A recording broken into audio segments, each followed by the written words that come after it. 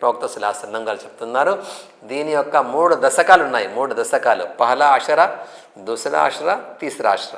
మొదటి దశకము అల్లాహ్ తబారక్ వ తఆలా యొక్క కారుణ్యం వర్షిస్తూ ఉంటుంది. ఈరోజు రెండో ఉపవాసం అండి.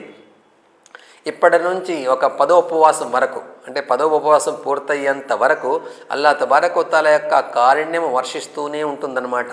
కారుణ్యంలో తడిసి ముద్దవుతూ ఉంటారు విశ్వాసులు.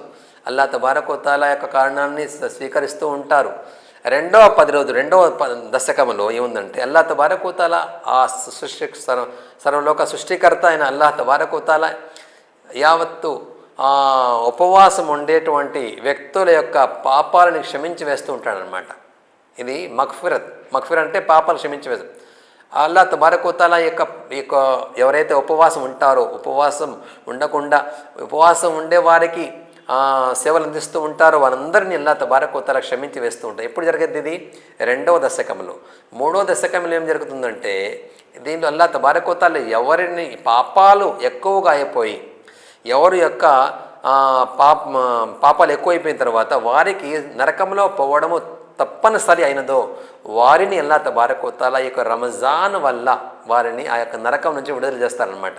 కాబట్టి 3 విధాలుగా మన ముందు ఒక బహుమానాలు తీసుకొని వచ్చేటువంటి ఒక మాసం ఏదైనా ఉందంటే అది రంజాన్ మాసం అనమాట. మొదటి దశకము అల్లాహ్ యొక్క కారుణ్యం వర్షిస్తూ ఉంటుంది. రెండవ దశకము అల్లాహ్ తబారక్ వ తఆలా అందరినీ క్షమాభిక్ష ప్రసాదిస్తాడు. మూడవ దశకంలో నరకాగ్ని నుంచి విముక్తి కలిగిస్తూ ఉంటాడనమాట. కాబట్టి రంజాన్ యొక్క ప్రతి గడియ చాలా అమూల్యమైనది. ఒక్కసారికైనా మనం మన చేతి నుంచి దీన్ని జార విడుచుకుంటే మన జీవితంలో దీనికి తగ్గట్టు మన జీవితం అంతా, అంటే ప్రవక్త సల్లల్లాహు అలైహి వసల్లం చెప్తారు ఏమని, రంజాన్ మాసంలో మీరు కానీ ఎటువంటి ఉజుర్ లేకుండా మీరు కానీ ఉపవాసం మొదలుపెట్టేస్తే, ఎటువంటి బలమైన కారణం లేకుండా ఉపవాసం ఉండకుండా ఉంటే గుర్తుపెట్టుకోండి, ఆ ఉపవాసాన్ని పూర్తి చేయడానికి మీరు దాని తగ్గట్టు మీ జీవితమంతా ఉపవాసం ఉన్నా కానీ రంజాన్ ఉపవాసం యొక్క ప్రతిఫలం మీకు ఎప్పటికీ దక్కదు అని చెప్పి ప్రవక్త సల్లల్లాహు అలైహి వసల్లం చెప్పారనమాట.